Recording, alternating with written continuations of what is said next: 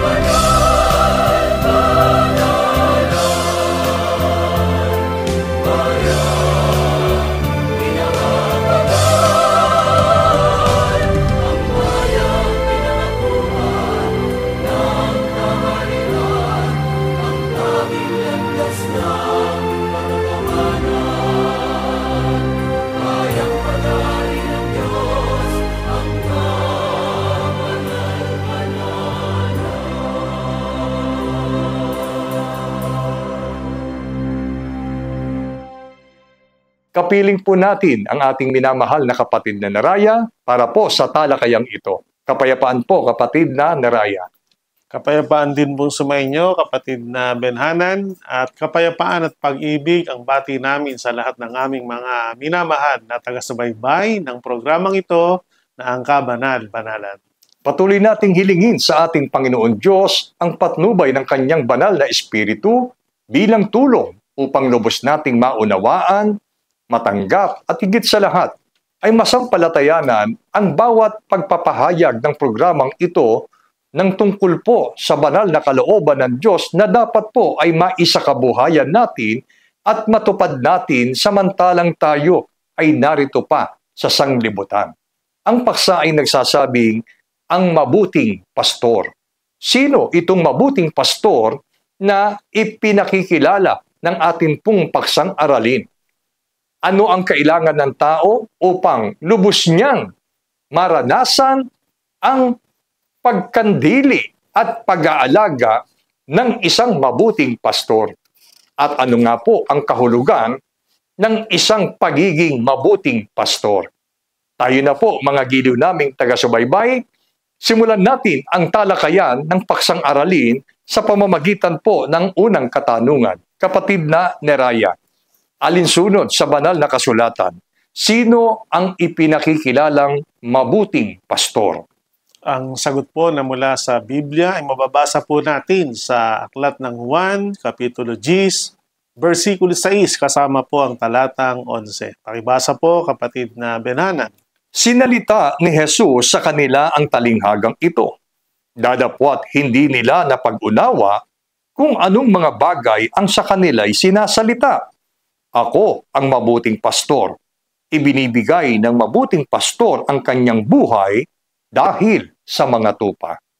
Sa mga talatang binasa ng ating kapatid na Benhanan ay maunawa natin ang tinutukoy mula sa Biblia o mula sa banal na kasulatan na ipinapakilalang mabuting pastor. Ayon mismo sa salita ng ating Panginoong Kristo Jesus, na ipinahayag niya sa paraang patalinghaga na hindi agad na pag-unawa ng ilang nakarinig, ay sinalita niya ang mga salitang ito. Ayon sa pagpapakilala niya sa kanyang sarili, nung siya po ay nagkatawang tao, sinabi niya, "Ako ang mabuting pastor." Para patunayan ang kanyang pagiging mabuting pastor, sinabi rin niya ang dahilan.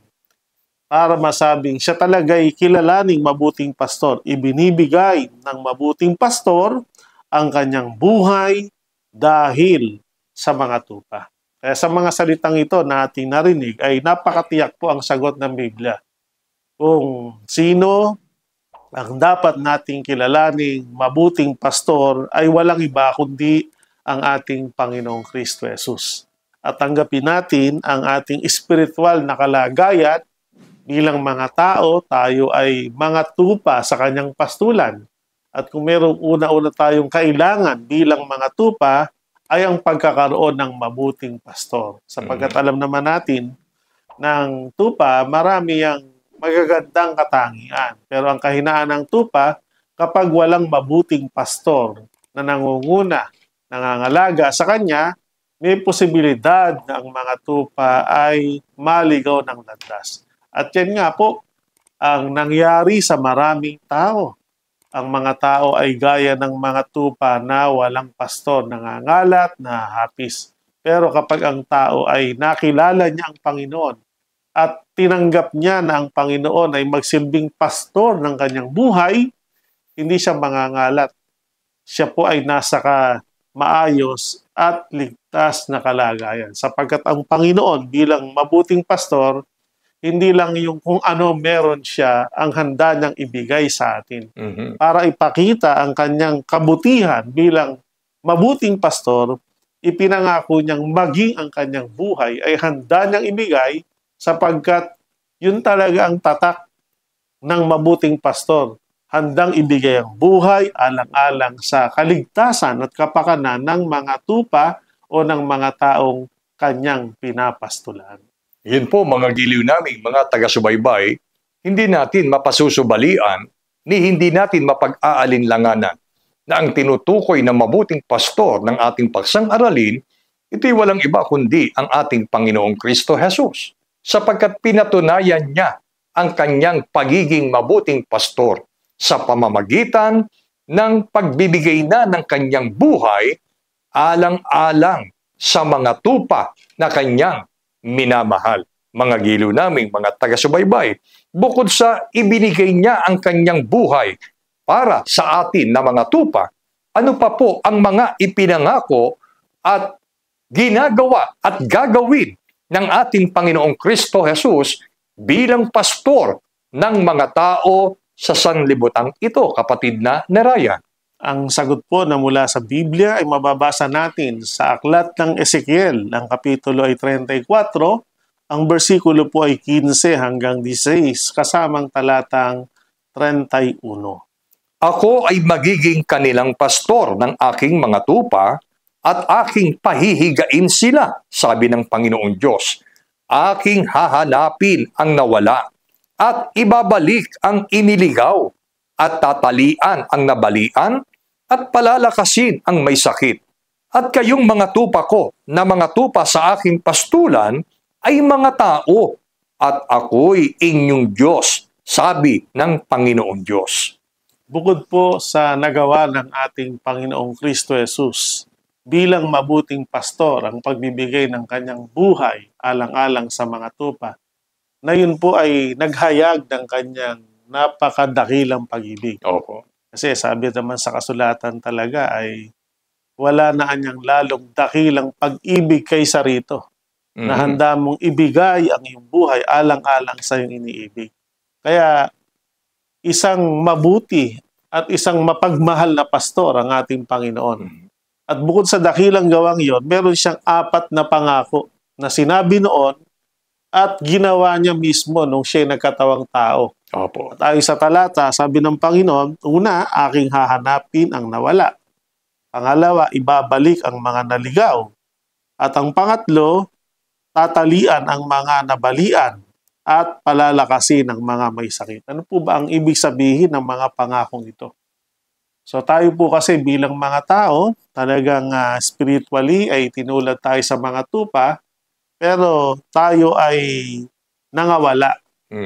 Pero dahil sa ang Panginoon ay mabuti at mapagmahal na pastor, hinanap niya tayo.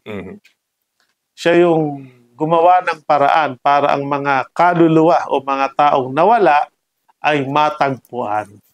Kaya yung kalagayang nawala o yung kalagayang naligaw, yun po ay isang napakalungkot na kalagayan. Opo. At marahil, naranasan natin spiritually lahat ang ganong kalagayang pakiramdam na naliligaw ka, hindi mo alam kung saan ka pupunta, hindi mo alam kung ano gagawin mo. Mhm. Materially, spiritually. Kumbaga, walang direksyon ang ating buhay. Pero nang ang Panginoon ay magkatawang tao at ginampanan niya ang pagiging mapagmahal at mabuting pastor, sa pamamagitan ng kanyang gawa, ay natagpuan niya tayo. Natagpuan din niya yung mga unang katulad din natin ay nangawala at nangaligaw. Kaya mula sa kalagayang walang direksyon ang buhay, nagkaroon ng direksyon. At mula sa kalagayang wala sa kapanatagan, naging panatag at nasa maayos at ligtas na kalagayan ang kanilang buhay. At ang mga tupa ay naranasang nabalian. Mhm. Kaya hindi makalakad ng maayos sa daan ng Panginoon, pero ang Panginoon po bilang mabuting pastor, yung kalagayan nating nabalian na parang hindi na makalalakad, ginawa niya ng paraan yun. Pinagaling niya tayo dun Opo. sa kalagayang yun, nabalian. Tinalian niya tayo para yung dahilan, kaya hindi na tayo makakilos ng maayos sa kapangyarihan at pagmamahal ng Diyos sa pamamagitan ng kanyang makapangyarihang gawa ay umayos ulit ang ating mga paglakad, yung ating pamumuhay. At kung spiritually and physically naranasan natin bilang tupa ang magkaroon ng malubhang sakit o karamdaman, sa halip na yung sakit natin ay naging dahilan ng ating pagpanaw sa kaluluwa o pagpanaw sa laman, palibhasa ang Diyos nga ay Diyos na mabuting pastor at mapagmahal na pastor, pinagaling tayo sa mga sakit na yon, na kapag patuloy tayong makapamuhay lalo na sa buhay espiritual. Na dati ito ay mga pangako, hahanapin ang nawala, ibabalik ang mga nakaligaw, tatalian ang mga nabalian, pagagalingin at palalakasin ang mahihina at may sakit, ang lahat ng ito pinasimulang gawin ng Panginoon nung siya magkataong tao at ipinarana sa mga taong nakasalamuhan niya. At kahit na natapos na yung panahon ng kanyang pagkakatawan tao, at umakyat sa langit, meron pa rin siyang paraan para iparamdam sa tao ang kadakilaan ng kanyang pagmamahal sa ating mga tao at ang pagiging mabuting pastor niya sa ating mga kaluluwa. Mga giliw naming mga taga-subaybay, gaya po ng isang literal na pastor, ang isang pastor na mayroong tupang pinangangalagaan ay iniipon niya upang maging isang kawan lamang. Hindi maaari na ang isang tupa ay nasa ilalim ng pangangalaga ng isang pastor kung ang tupang ito ay hindi kasama doon sa kawan ng pastor na nangangalaga sa kanila. Ibig sabihin, kung ang tupa ay wala sa kawan na yon, kinakailangang ang pastor ay lumabas at hanapin at muling ibalik ang tupa sa kawan. Gayon ang kalalagayan nating mga tao. Tayo po ay nawala at napahiwalay sa kawan ng Diyos. At yun po yung sinasabi, kapatid na ni Raya, di po ba? Opo. Ng banal na kasulatan na sinasabi ng Panginoon na mayroon akong ibang mga tupa na wala sa kulungang ito. Sila'y kinakailangan ko namang dalhin din at sila'y magkakaroon ng isang pastor na ang tinutukoy na po rito ay kasangkapang pastor na mangunguna at mangangalaga sa mga tupa upang ibalik sa isang kawan. At alam natin, yung isang kawan na yon ay kawang pag-aari ng ating Panginoon Diyos. At yung kawan na yon, mga giliw naming mga taga-subaybay, ang pagpapakilala ng Biblia ay ang iglesyang pag-aari ng Diyos. Yun ang isang kawan na tinutukoy ng mga pagtuturo ng banal na kasulatan. Kung kaya ang isang tao na wala sa kawan ng Diyos, siya po ay nauuring nahiwalay sa Panginoon at nauuring siya po ay nangaligaw. Kung kaya't bilang mga pastor, sila'y naghahanap o hinahanap nila ang mga tupang ito upang patuloy na magkaroon ng kaganapan ang pangakong ito ng ating Panginoong Kristo Jesus, bagaman siya ay nasa langit na. Kung kaya dito po ay mauunawa natin na kailangan po natin ng mabuting pastor. Kung tayo po ay nawawala ng pag-asa sa buhay na ito, narito ang mabuting pastor, kanya tayong kakandiliin ng mga unawa at kaalaman sa loob ng kanyang kawang pag-aari. Mga giliw naming mga taga-subaybay. Bukod dito, kapatid na Neraya, ano pa ang katangiang taglay ng ating Panginoong Kristo Jesus bilang mabuting pastor? At ano naman ang palatandaan ng mga tupang totoong kanyang pag-aari? Ang sagot po mula mismo sa salita ng Panginoong Kristo Jesus ay mababasa natin sa Juan Kapitulo 10, versikulo 14. Ako ang mabuting pastor, at nakikilala ko ang sariling akin, at ang sariling akin ay nakikilala ako. Napakaliwanag po ang ibig sabihin ng salitang ito ng ating Panginoong Kristo Jesus. Ang bukod sa pagbibigay ng buhay para patunayang ikaw ay mabuting pastor, sinabi din ng Panginoon ang isang katangian ng mabuting pastor, kilala niya yung kanyang mga tupa. Yun po ang palatandaan. Opo. Hindi pwedeng ikaw ay pastor, hindi mo kilala yung mga tupang nasa ilalim ng iyong pananagutan Opo. o pangangalaga. Kaya dun sa salitang nakikilala ng Panginoon ang kanyang sariling mga tupa, isang katotohanan po yon na may kahulugan na hindi lang niya tayo kilala sa paraang alam niya yung ating mga pangalan, kundi ang isang malalim na kahulugang kilala niya tayo, alam na alam niya ang lahat ng mga bagay sa buhay natin. Opo. No? Kasi kanya nga tayong mga tupa. Kaya kung meron kang pinagdadaanan, may mga suliranin at iba't ibang sitwasyon ng buhay, huwag mong isiping hindi alam ng Diyos. Opo. Kilala ka ng Panginoon, alam niya yung kahinaan mo, kaya alam niya kung saan kanya aalalayan. Alam niya kung saan ka malakas para doon kanya kakasangkapanin o gagamitin. At alam niya rin kung ano yung mga pinagdadaanan mo para tulungan kanya bilang tupa na malagpasan niya. Kaya nga sabi, alam niya kung sino yung may sakit, kailangan niyang pagalingin. Kung sino yung mahina, alam niyang kailangan niyang tulungan para bigyan ng kalakasan. Sino yung nasa gipit na kalagayan, kailangang bigyan ng suporta. At ang mga tupa na kinikilala ang Panginoon bilang pastor, yan mismo ang nararanasan sa piling ng Panginoon dahil siya nga'y mabuting pastor. Yun ang katangian. Kaya yung mga nagsasabing pastor din sila. Pero hindi naman nila kilala yung kanilang mga tupa at hindi nila alam kung paano nila ito pangangalagaan at susuportahan. Yun po yung mga nagpapanggap lang na pastor. Opo. Pero ang tunay na pastor na gaya ng ating Panginoon, alam niyang ibigay kung ano ang tunay na kailangan ng tupang nasa ilalim ng kanyang pangangalaga. At ang katangian naman ng mga tunay na tupa na pag-aari ng Panginoon, kung kilala ng Panginoon yung kanyang mga tupa, kilala naman ng mga tupa ang kanilang Panginoon bilang pastor. Opo. Na ang kahulugan ng salitang kilala, hindi lang alam na kung anong pangalan ng Diyos na si Kristo Jesus, kundi yung talagang kahulugan ng pagkilala. Sabi nga, dinirinig ng mga tupa ang tinig ng kanyang pastor at sa iba'y hindi sila sumusunod. So yun po yun. Ang mga taong kinikilala niya ang Panginoon ay kanyang pastor ng kanyang buhay, handa siyang sumunod dahil napakalaki ang kanyang pananalig sa Diyos bilang mabuting pastor na hindi siya uutusan ng Diyos ng isang bagay na ikapapahamak niya. Opo. Ang pastor ang nakakaalam ng lalong magandang dako. Kumbaga, kung alam kung saan yung sariwang pastulan na doon dapat dalhin ang mga tupa. Alam din ng pastor kung saan yung mga mapanganib na lugar na nilalayo niya yung mga tupa niya doon sa bangin. Opo. Para mapahamak. Kaya pinoproteksyonan niya ito, inililid niya ito sa kung saan dapat pumunta. Ang kailangan lang sa tao, matuto kang tumanggap sa pangunguna ng Diyos sa iyo bilang pastor para hindi ka maligaw. At payagan mo ang Diyos ang mga siwa ng buhay mo.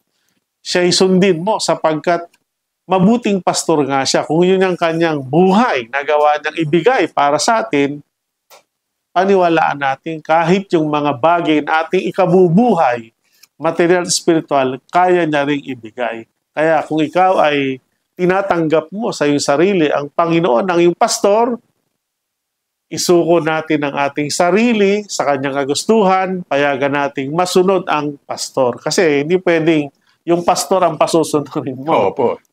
Pagka nabaliktad, dapat po talaga kasi yung pastor ang sinusunod ng tupa. Hindi yung tupa ang susundin ng pastor. Kasi yung tupa nga, kahit mabait, kahit na maamo, pero pag hindi siya susunod sa kanyang pastor, maliligaw. O kaya pagka pati yung pastor susunod sa kanya, para silang maliligaw. So para hindi tayo maligaw o kung tayo ligaw na, makabalik tayo sa tamang direksyon, mahalaga po sa tao ang meron siyang attitude and behavior bilang tupa na handa siyang sumunod sa Panginoon bilang pastor. At kung magawa natin yan, tayo po ay mapapasa maayos at ligtas na kalagayan bilang mga tupa. Alam niyo po, mga giliw naming taga-subaybay, sa Lumang Tipan ay mayroon din namang binabanggit na mga pastor. Subalit, nang makita ng Panginoon ang kanilang mga gawa dahil sa kawalan ng pagmamalasakit sa kanilang tupa, gaya ng wala silang pakialam kung ano man ang maging kahinatnan ng kanilang kawan, tinatawag silang mga upahang pastor. At doon tayo dapat maging mapanuri. Kapag ka po ang pastor na sa atin po ay gumagabay, ay para bagang walang malasakit, walang pakialam sa kapakanan ng ating kaluluwa, baka po maling pastor ang atin pong sinusunod. Kaya po napakaselan, nakilalanin natin kung sino ang pastor na ating dapat ay sinusunod. Marapat na ang kasangkapang pastor na nangunguna sa atin ay dapat pong totoong nakaugnay sa mabuting pastor na ito'y walang iba kundi ang ating Panginoong Kristo Jesus. Kung tila, mayroon tayong nakikita na ganito na para bagang hindi natin madama ang kanilang pagmamahal, hindi natin madama ang kanilang pagmamalasakit, at para bagang wala silang pakialam sa kung ano man ang kahinatnan ng ating kaluluwa, ngayon ay sinasabi namin sa inyo, panahon na para po sabihin natin sa ating sarili, ito kayang pastor na aking kinikilala ay nakaugnay sa ating Panginoong Kristo Jesus na isang mabuting pastor. Kaya kami man po ay nagsasabing, siyasatin niyo po kami kung kami po ay nakaugnay sa mabuting pastor na ang walang iba kundi ang Panginoong Kristo Jesus sa paraan ng amin pong pangangalaga at pagbabantay sa mga tupa na ipinagkatiwala ng mabuting pastor sa amin bilang mga kasangkapang pastor. At ang lubos na pagtitiwala sa pastor o sa mabuting pastor ay totoo pong kailangan, mga giliw naming mga taga-subaybay. Kaya dahil po dito, anong uring buhay ang naranasan ng mga taong kinilala niya ang Panginoong Kristo Jesus bilang kanilang pastor o mabuting pastor sa kanilang buhay? Ang sagot po ay mababasa natin sa Aklat ng Awit, Kapitulo 23, versikulo 1 hanggang 4. Ang Panginoon ay aking pastor, hindi ako mangangailangan. Kanyang pinahihiga ako sa sariwang pastulan. Pinapatnubayan niya ako sa siping ng mga tubig na pahingahan. Kanyang pinapananauli ang aking kaluluwa. Pinapatnubayan niya ako sa mga landas ng katwiran, alang-alang sa kanyang pangalan. Oo, bagaman ako'y lumalakad sa libis ng lilim ng kamatayan, wala akong katatakutang kasamaan, sapagkat ikaw ay sumasa akin. Ang iyong pamalo at ang iyong tungkod ay nagsisialiw sa akin. Narito po ang mga salita ng Haring David na bilang lingkod ng Diyos ay naranasan din niya ang kalagayan bilang isa sa mapalad na tupa na kinilala niya ang Panginoon bilang kanyang pastor. At ayon sa kanyang pahayag, ang Panginoon ay aking pastor, hindi na ako mangangailangan pa. Totoo po yun. Talagang pag ang Panginoon ang iyong naging pastor, wala ka nang kakailanganin pa sapagkat lahat ng kailangan mo bilang tupa ay sapat o masaganang ipinagkakaloob ng Diyos. Dalawang pangailangan lang naman meron tayo. Opo. Yung pangailangan natin sa buhay na ito, yung mga material na bagay, tinatawag na basic needs. Ang lalong mahalagang pangailangan, yung pangailangan nating espiritual o pangailangan pangkaluluwa. At ang mabuting balita, Pag ang Panginoon ay kinilala mo bilang pastor, hindi ka na mangangailangan. Ibig sabihin, kayang-kayang isuporta ng Diyos ang pangailangan mong espiritual at pangailangan mong material. At ang Panginoon ay bilang mabuting pastor, sabi ni David, naranasan niya na siya'y papagpahingahin ng Panginoon. Yung makaranas yan, yung makomfort siya, yung kapayapaan. At bilang tupa, ang isa sa kailangan ng tupa ay ang spiritual na pagkain. Ayon sa kanyang pahayag, pinakakain ako ng Diyos doon sa sariwang pastulan. Talagang fresh. Yung talagang healthy, kumbaga healthy spiritual food ang kinakain niya bilang tupa. At sa buhay paglalakbay sa mundong ito, hindi niya naranasang maligaw sa piling ng Panginoon sapagkat pinapatnubayan siya ng Panginoon. Kung kailangan niya yung literal o spiritual na tubig, sapat yung tubig na ibinibigay ng Diyos para hindi siya makaranas ng spiritual na kauhawan. At ang kanyang kaluluwa talagang namang nasa ligtas at maayos na kalagayan. At sa ilalim ng pamamatnubay ng Panginoon, sa landas ng katwiran at kabanalan, sa loob ng bahay ng Diyos na nandun ang kanyang pangalan, talagang nasa kapanatagan ng kanyang buhay. At kung nakararanas siya ng sitwasyon na mapanganib, na parang lumalakad siya sa libis ng lilim ng kamatayan, hindi niya kinatatakutan yun. Dahil alam niya ang Panginoon bilang pastor, siya rin ay tagapagligtas o Savior. At kapag ang Diyos ang naging pastor at tagapagligtas mo, wala kang katatakutang kasamaan. Ililigtas ka ng Diyos sa mga tukso, sa mga kasalanan, at sa kapahabakang ukol sa kaluluwa. At ang sabi pa rin ni Haring David, sa pailalim ng pamamatnubay ng Panginoon bilang pastor, meron siyang spiritual na pamalo, meron siyang spiritual na tungkod. Ang pamalo ay ginagamit ng Panginoon para ipairal ang disiplina sa kanya. Kaya nabubuhay siyang may disiplina, ang tungkod na may ginagamit para patnubayan siya, para huwag siyang magkamali sa kanyang mga kapasyahan. At kung makararanas siya ng kalungkutan, ang Panginoon din ang umaaliw sa kanya. Ibig sabihin, sa lahat ng pangangailangan natin sa buhay na ito at sa buhay espiritual, kayang-kayang ibigay ng Panginoon ito sa atin bilang pastor. Kaya mapalad ang tao na kinilala niya at naranasan niya ang Panginoon ay nagsilbing pastor sa kanya. Mga giliw naming taga-subaybay, kung tayo po ay tupa ng Panginoon, makikilala natin ang kanyang tinig. Ibig sabihin, masasampalatayanan natin at tatanggapin natin ang mga aral na gaya ng inihahatid ng programang ito. Hanggang kailan natin patatagalin na tayo po ay lumakad sa mundong ito ng punong-puno ng kabagabagan, ng kapighatian, ng kawalan ng kapayapaan sa isip, sa puso at sa ating kaluluwa. Ngayon ay iniaalok ng mabuting pastor ang kanyang pagkandili sa atin. Ang kailangan mo lang, tanggapin natin ang iniaalok na ito ng ating mabuting pastor. Tayo na po at sumama sa kawan na nilikha ng Panginoon, sa iglesia na kanyang pag-aari na tinuturo ng banal na kasulatan. Huwag nating patagalin pa ang atin pong mga kapighatian na nararanasan natin sa mundong ito. Katotohanan sa mundong ito, mga giliw naming taga-subaybay, punong-puno ito ng kapighatian. Subalit, gagaan ang buhay, magiging maaliwalas ang ating pamumuhay, magiging payapa ang ating buhay sa mundong ito kung tayo po ay susuko at tatanggapin natin ang Panginoong Kristo Jesus bilang isang mabuting pastor na gagabay sa buong panahon ng ating paglalakbay dito sa buhay na ito. Kapag ka po ang tao ay nasa lubos na kapayapaan sa kabila ng kanyang kahirapan, sa kabila ng maraming tiisin sa buhay na ito, yun po ay gawa ng mabuting pastor sa ating buhay.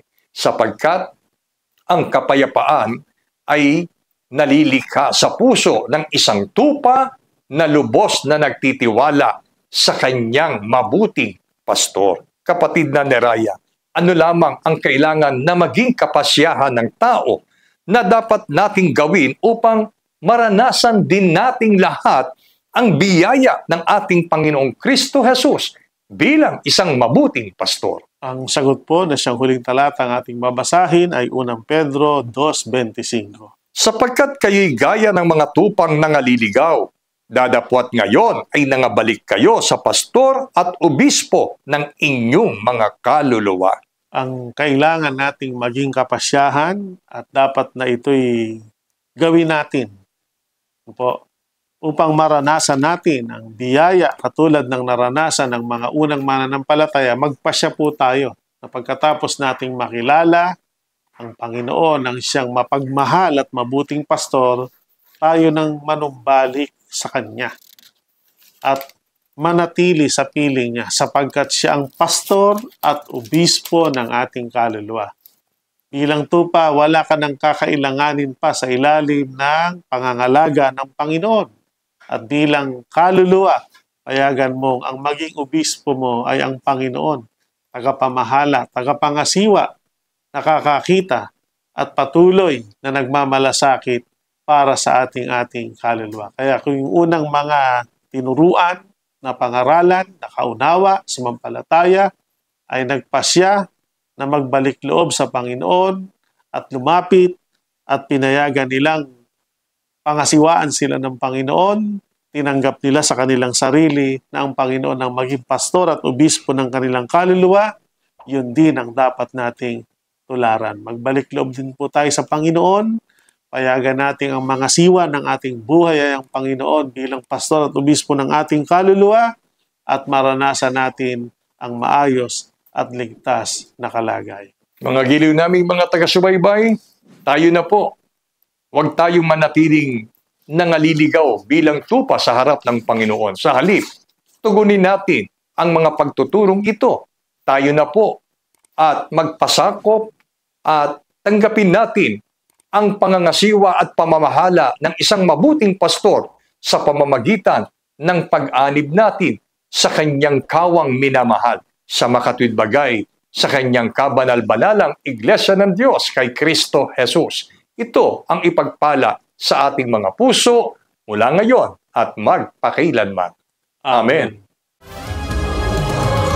Maraming salamat po sa inyong pagtangkilik sa palatuntunang ito ng kabanal-banalang Iglesia ng Diyos kay Kristo Jesus. Kung nais po ninyong mapanood ang iba pa naming programa, at upang lubos po ninyo makilala ang kabanal-banalang Iglesia ng Diyos kay Kristo Jesus, mag-subscribe sa ating YouTube channel na The Most Holy Church, bisitahin ang aming Facebook page na MHC Media. At bisitahin ang ating official website na www.mostholychurch.com. Maraming salamat po.